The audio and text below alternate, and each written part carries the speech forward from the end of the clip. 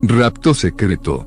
En esta 30ª lección, vamos a hablar sobre el pretribulacionismo. Sus defensores creen que la iglesia será arrebatada antes del inicio de la gran tribulación, y que Jesús puede venir en cualquier momento, de forma invisible, para llevar a la iglesia en un rapto secreto. Compararemos esta visión con las visiones de Jesús, de los apóstoles y numeraremos las contradicciones. El pretribulacionismo es una visión según la cual la iglesia será arrebatada antes del inicio de la gran tribulación. Para sus defensores, habrá un rapto secreto, donde Jesús puede venir en cualquier momento, de forma invisible, y va a arrebatar la iglesia. Después de esto, entonces, es que el anticristo será revelado y se manifestará, y comenzará la tribulación.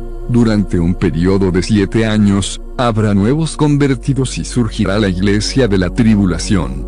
Pasado este tiempo, Jesús regresará, de forma visible y gloriosa, para destruir al anticristo y establecer su reinado de 1000 años. Es importante aclarar que esta teoría es reciente, no encontramos ninguna mención del pretribulacionismo en la iglesia primitiva y, por 18 siglos, esta visión no era enseñada. En 1830, en Inglaterra, un hermano llamado Nelson Darby comenzó a enseñar sobre el tema. Yendo a Estados Unidos, fue recibido por Cyrus Scofield, un conocido comentarista de la Biblia y uno de los mayores divulgadores de esta idea. El pretribulacionismo fue muy difundido entre los estadounidenses. Tenemos en la enseñanza de la iglesia primitiva nuestra mayor referencia. Es allí donde encontramos las verdades que creemos, intactas, antes de que fueran incorporados muchos desvíos a lo largo de la historia, asegurando y garantizando así lo que existía desde el principio para nosotros. Pasaremos a enumerar las evidencias bíblicas, que demuestran que el pretribulacionismo es una equivocación. Es contrario a la enseñanza de Jesús en la cronología traída por Jesús. Tenemos 6 momentos, aún no es el fin, principio de dolores, la gran tribulación, el sol se oscurece y las potencias de los cielos son conmovidos, la señal del Hijo del Hombre, el arrebatamiento, la reunión de los escogidos. El pretribulacionismo presenta una cronología diferente, primero, el arrebatamiento secreto, seguido de la gran tribulación. Después, el sol se oscurece y las potestades de los cielos son conmovidas, por fin, la venida visible de Jesús. Por lo expuesto, el pretribulacionismo es opuesto a la enseñanza de Jesús. Es contrario a la enseñanza de los apóstoles enseguida de Tesalonicenses 2. 1 a 12, la enseñanza de Pablo es clara y literal. Él afirma que la venida del Señor y nuestra unión con Él solo ocurrirán después de 2 eventos, la apostasía y la revelación del hombre de pecado, la gran tribulación.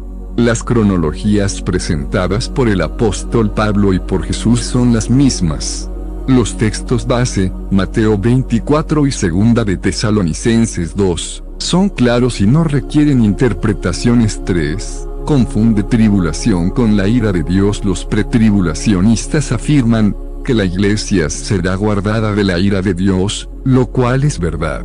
Sin embargo, creen que la iglesia será tomada antes de la gran tribulación y esto es un error, pues la tribulación no es igual a la ira de Dios. La gran tribulación es algo que será promovido por el anticristo contra la iglesia y contra los judíos, y la ira de Dios no es promovida por ningún hombre, es el Señor mismo trayendo juicio y castigo contra las naciones. Son eventos que ocurren en momentos diferentes. La tribulación va a suceder inmediatamente al inicio de la manifestación del anticristo, conforme aprendemos con Jesús, en Mateo 24. La ira de Dios se inicia después de aquellos grandes cataclismos, el sol se oscurece, la luna no da claridad, las estrellas caen del firmamento y las potestades del cielo son conmovidas de acuerdo con el profeta Joel, Joel 2 y 30-31. La tribulación y la ira son hechos completamente distintos que están separados por el oscurecimiento del sol. La primera resurrección pasaría por varias etapas, Apocalipsis 20, 5. Los pretribulacionistas utilizan muchos textos que confirman la persecución de la iglesia. Tanto en Daniel como en Apocalipsis, hay textos claros que hablan de la persecución a los santos que van a morir como mártires a causa del nombre del Señor. Sin embargo, como ellos proponen que la iglesia será arrebatada antes de la gran tribulación, creen que surgirá una iglesia durante la tribulación. Esta es una gran confusión que se hace. Si la iglesia no podía sufrir la gran tribulación, entonces la nueva tampoco debería poder. Sostienen, además, que es el Espíritu Santo en la iglesia quien detiene la manifestación del anticristo. Es contradictorio que surja una iglesia llena del Espíritu Santo, y él, el anticristo, se manifieste. Podemos preguntarnos, si el arrebatamiento secreto ocurre antes de la gran tribulación, y durante esta surgen nuevos convertidos, ¿cuándo participarán estos en la primera resurrección? Sería necesario que hubiera más de una primera resurrección, para que estos pudieran resucitar. Percibimos que van habiendo choques de esta enseñanza con la palabra del Señor. Hasta aquí, hemos abordado los argumentos encontrados en las Escrituras que fortalecen el entendimiento de que la iglesia va a pasar por la gran tribulación. Esta idea de urgencia inminente del pretribulacionismo, es decir, que Jesús puede venir en cualquier momento, incluso, mientras estamos aquí, seríamos tomados por sorpresa. Dicho de otra manera, no faltaría nada, ninguna profecía necesitaría cumplirse antes de que Jesús regresara y arrebatara la iglesia. Es impresionante que los creadores de esta teoría pensaran así, aun cuando Dios todavía no había restituido las tierras a Israel. Este hecho ocurrió en el siglo pasado. Entonces, aun creyendo en una profecía que habla acerca de Israel, creyeron además que Jesús podría venir en cualquier momento, mostrando así una falla en el estudio minucioso de las Escrituras. La propuesta de urgencia inminente pretende apoyarse en aquellos textos que remiten la idea de sorpresa, que muestran a Jesús hablando sobre vigilar, pero, principalmente, en los que mencionan que Él viene como ladrón. La impresión es que Jesús puede venir en cualquier momento, porque el ladrón viene sin avisar. Coincidimos en que existe una dificultad real por el hecho de que muchas profecías indican sorpresa en la tierra cuando Jesús aparece. Hay profecías que muestran que Jesús viene como ladrón. Sin embargo, hay otras que muestran que hay señales antes de su venida. ¿Cómo resolver estos asuntos? Hay señales que van a aparecer claramente antes de que Jesús venga, o puede venir hoy sin que estas señales se cumplan.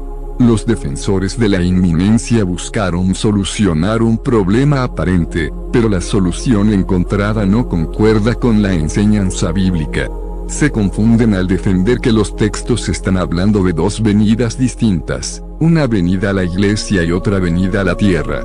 La llegada a la iglesia sería inminente en cualquier momento. Después se cumplirían las señales, y Jesús, 7 años después, descendería a la tierra. Necesitamos una solución que no contradiga lo que Jesús y los apóstoles nos enseñaron. En verdad, los textos que parecen ser contradictorios, no se están refiriendo a dos venidas, sino a dos tipos diferentes de personas en el retorno del Señor, los que vigilan y están atentos como las vírgenes prudentes, los que, por no vigilar, serán tomados por sorpresa. Citemos un texto que demuestra de lo que estamos hablando.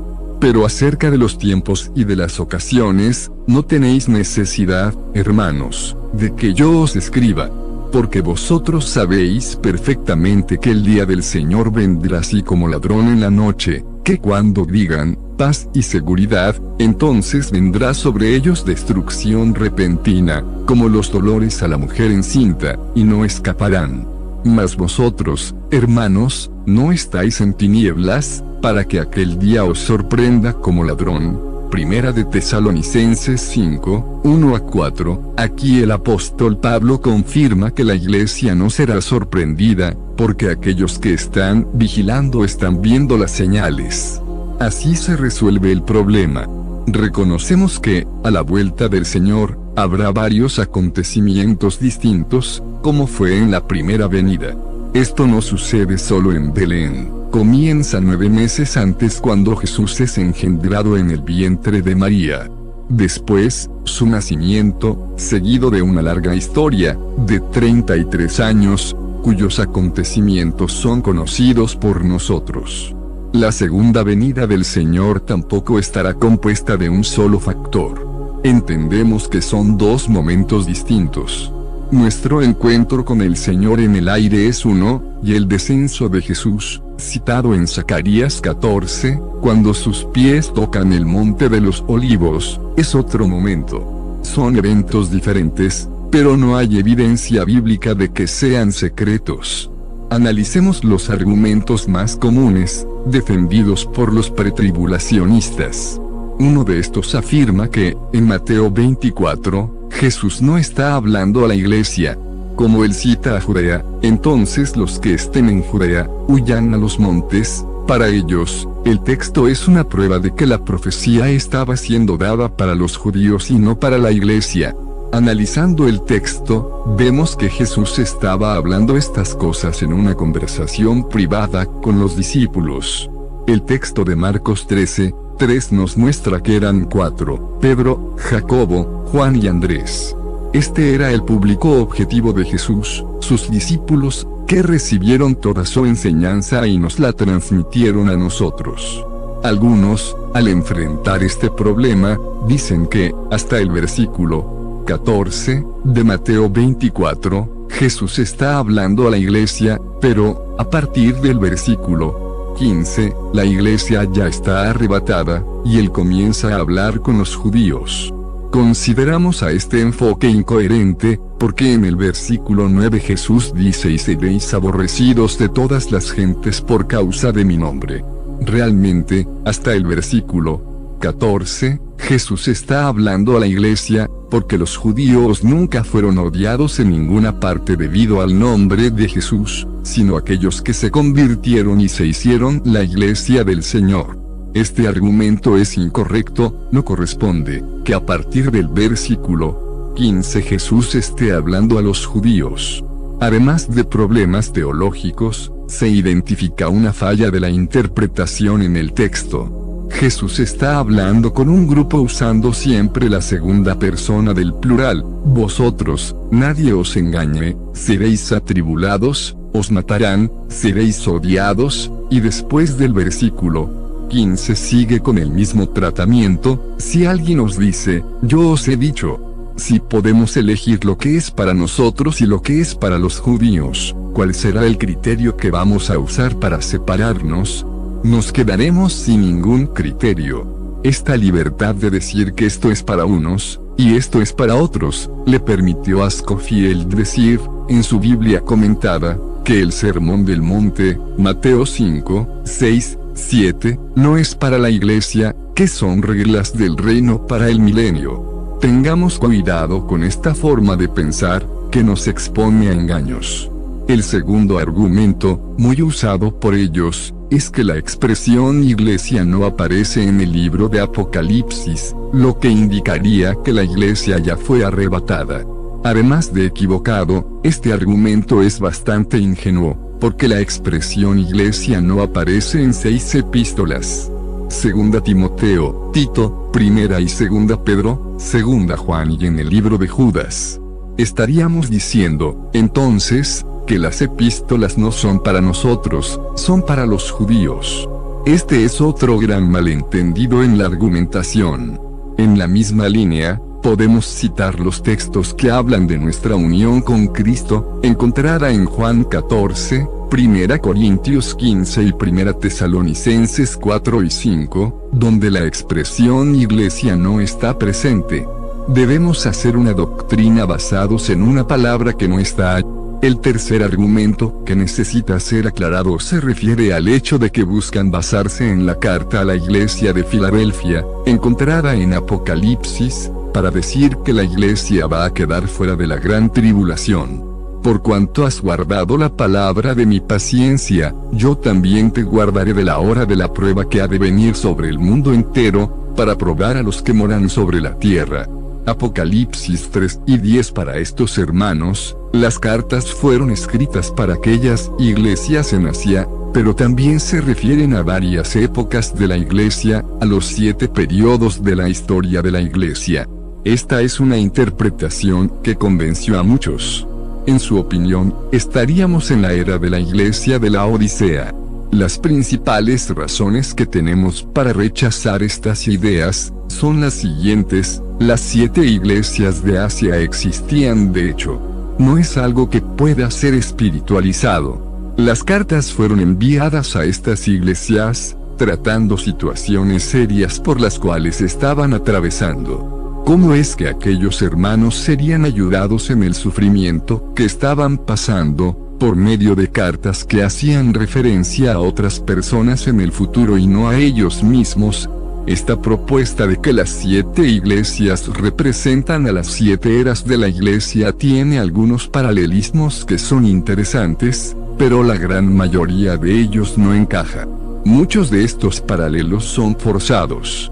Por ejemplo, decir que la iglesia de la Odisea puede ser la iglesia de hoy.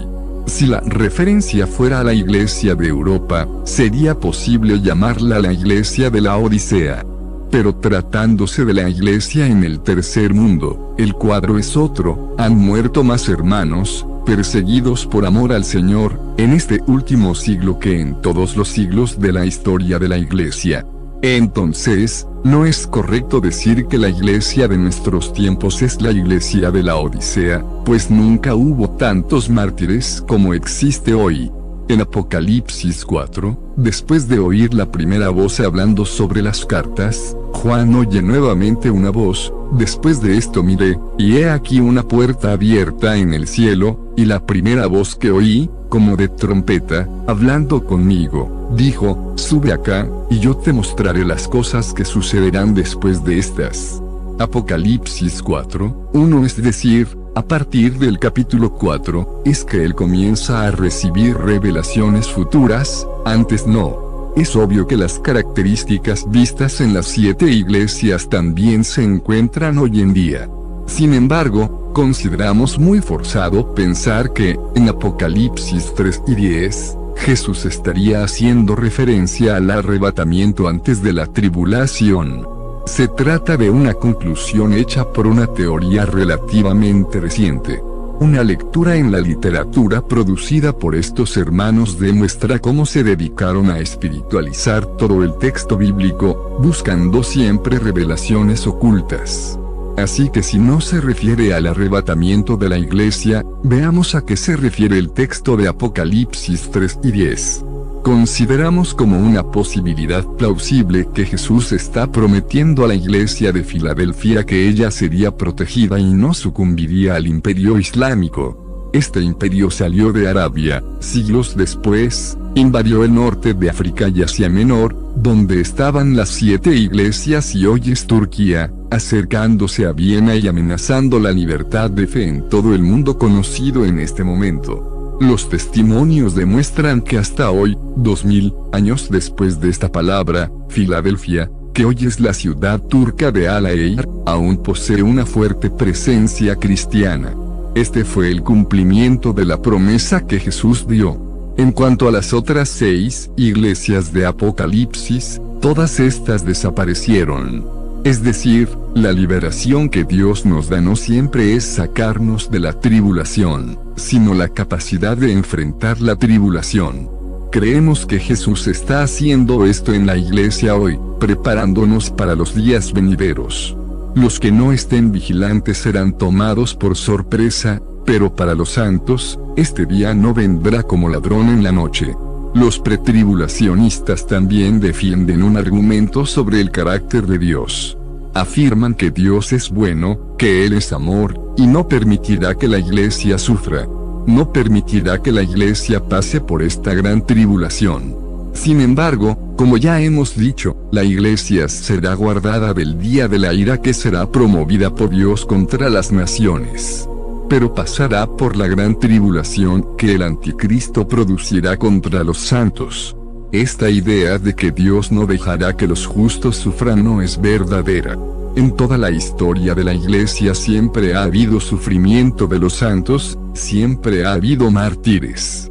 Este sufrimiento ya comenzó al principio de la Iglesia cuando todos los hermanos tuvieron que huir de Jerusalén a causa de la persecución que vino. Después, muchos justos fueron arrojados a los leones, quemados vivos, torturados o asesinados. El Señor es glorificado cuando sus hijos sufren por amor a su nombre. Una estadística de la misión Puertas Abiertas advierte que, en el siglo XX, tuvimos más mártires cristianos que en los 19 siglos anteriores juntos. Sería incorrecto afirmar que no habrá sufrimiento en los últimos días. El último punto, para ser observado acerca de los peligros de la enseñanza pretribulacionista, afirma que la Iglesia no estará aquí cuando el anticristo se revele y cuando suceda la gran tribulación. Se refiere a la sorpresa y a la confusión que habrá entre los creyentes. Pues al no esperar estos acontecimientos, no identificarán al inicuo cuando se manifieste y podrán ser engañados. Además no estarán preparados para la persecución y para el sufrimiento que la Iglesia pasará en este período. Por esto, la apostasía es una gran masa de creyentes que abandonará la fe en Jesús para seguir al anticristo. El final está muy cerca. Necesitamos estar preparados para todo lo que va a suceder, para que ninguno de nosotros sea tomado por sorpresa. Revisión del contenido. En esta 30ª lección de los fundamentos, aprendemos sobre el pretribulacionismo. Esta doctrina defiende la idea de que la Iglesia será arrebatada antes del inicio de la gran tribulación. Para sus defensores, Jesús puede venir en cualquier momento, de forma invisible, y va a arrebatar la Iglesia en un arrebatamiento secreto. Hemos visto que esta visión contradice las enseñanzas de Jesús y de los apóstoles. Necesitamos estar atentos y preparados para la persecución y el sufrimiento que la Iglesia pasará durante la gran tribulación. Considere atentamente 1. Cite al menos 2 argumentos que demuestran que el pretribulacionismo está equivocado. 2. Porque la segunda venida del Señor no es inmediata. 3. Los discípulos serán tomados por sorpresa. Pablo dijo que Jesús viene, como un ladrón. Entonces, todos. 4. ¿Cuál es el daño de creer en un arrebatamiento antes de la gran tribulación?